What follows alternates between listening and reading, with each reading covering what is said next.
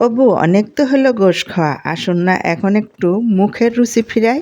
তো মজাদার ভর্তার আমি আজকে আপনাদের সাথে শেয়ার করব।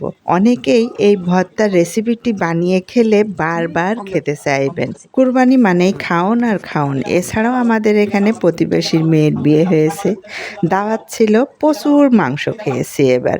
তো চলুন এবার আমার ছাদ বাগানে চলে যাই টাটকা ফ্রেশ বরবটি তোলার জন্য। বরবটি দিয়ে আজকে আপনাদের সাথে এত মজার একটা রেসিপি শেয়ার করব, বরবটি ভর্তার রেসিপি। তো আসুন আমরা আমার শখের বাগান থেকে বরবটি তুলে নিই। তো বরবটি তুলে নিচ্ছি, দেখতেই পারছেন একদম বিষমুক্ত ফ্রেশ টাটকা বরবটি। তো আমি তুলে নেওয়ার পরে আমি চলে যাব আমার স্বাদের রান্নাঘরে।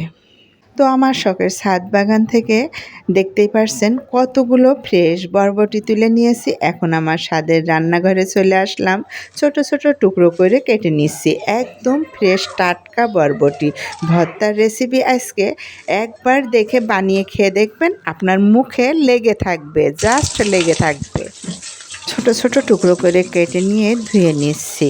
অনেকে ভর্তা বানায় অনেক ধরনের, আমার এই টেকনিকটা ফলো করে আজকে আপনারা যার যার হাতের কাছে বরবটি আছে একবার বানিয়ে খেয়ে দেখবেন, আপনাদের মুখে লেগে না থাকলে আমার কমেন্টে এসে বলে যাবেন। তো বরবটি দিয়ে দিলাম, পরিমাণ মতো পানি দিয়েছি, স্বাদ মতো লবণ, রসুন কুচি আর পেঁয়াজ কুচি দিয়েছি আর কাঁচামরিচ দিয়ে দিয়েছি। একদম যে পরিমাণ পানি দেবেন একদম শুকিয়ে যাবে সেই পরিমাণ পানি দিবেন। অতিরিক্ত পানি দিলে বরবটি ভর্তা ভালো হবে না। এই দেখুন একদম আমি শুকিয়ে নিয়েছি, একদম পানি নেই। এইভাবে আপনারা বরবটিটা সিদ্ধ করে নেবেন। তাটা মুখে লেগে থাকার মতো। এবারে এসে ফ্রাই প্যানে 1 টেবিল চামচ মতো সরিষার তেল, 3টা শুকনা মরিচ আর 1 টেবিল চামচ মতো আমি কালো জিরা দিয়ে দিয়েছি। কালো জিরার থেকে একটা স্মোকি ফ্লেভার আসবে। শুকনো মরিচ দিয়ে ভর্তা করলে এর ফ্লেভার তো সবারই জানা, এই জন্য মুখে লেগে থাকবে। সাথে আছে ধনিয়ার পাতা। একটু ভেজে নিয়ে সেই বরবটিগুলোর ভিতরে একটু পানি থাকতে পারে, আমি সরিষার তেল সামান্য পরিমাণ কিন্তু 1 টেবিল চামচ মতো দিয়ে একদম 2 মিনিট মতো ভেজে নিব। যে কোনো ভর্তায় পানি থাকলে ভর্তা ভালো লাগে না, এই জন্য ভেজে নিচ্ছি। খুব ভালোভাবে ভেজে নিয়ে আমি এই ভর্তাটা পাটায় বেটে নিব। পাটায় বেটে ভর্তা করলে ভর্তাটা আঠালো হয়, খেতে আরও বেশি মজা হয়।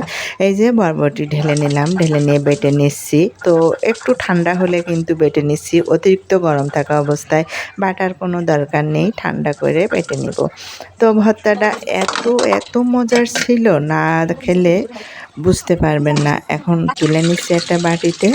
আর পাটায় যে অবশিষ্ট আছে ভর্তাগুলো আমি 1 চামচ গরম গরম ভাত নিয়ে নিব।